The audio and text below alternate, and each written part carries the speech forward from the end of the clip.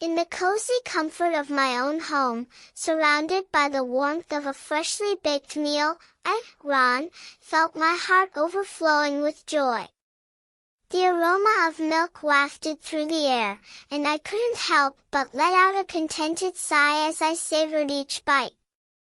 My belly was full, and I had finally succumbed to the allure of a well-deserved nap.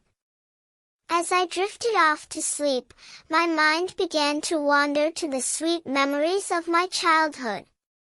I thought of my mother, whose loving gaze had always been a comforting presence in my life.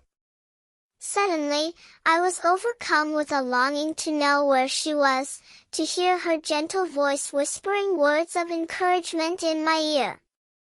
But my reverie was short-lived, for I was startled awake by the sound of rustling outside. I sat up with a start, my heart racing, as I gazed out the window to see a small, fluffy bundle of energy staring back at me.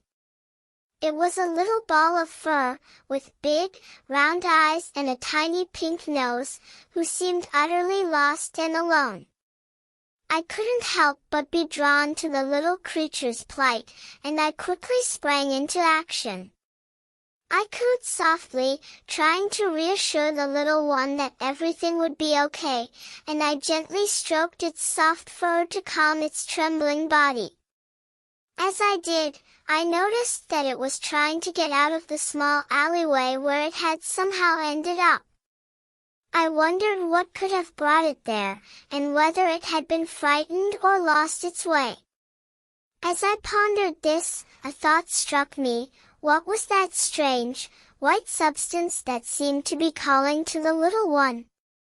It looked like milk, and its sweet aroma was unmistakable.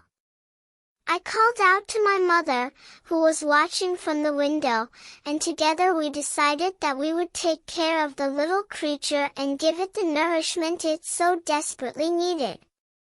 But alas, our joy was short-lived, for we soon realized that the little one was not allowed in our building, according to the strict rules of the condominium association. We would need to find someone who would be willing to take it in and care for it. And so, I set off on a mission to find a new home for the little ball of fur, armed with my trusty milk bottle and a determination to give this little one a second chance at life. As I walked, I couldn't help but think of my own childhood, and the countless times my mother had comforted me with a warm, soothing voice and a gentle touch.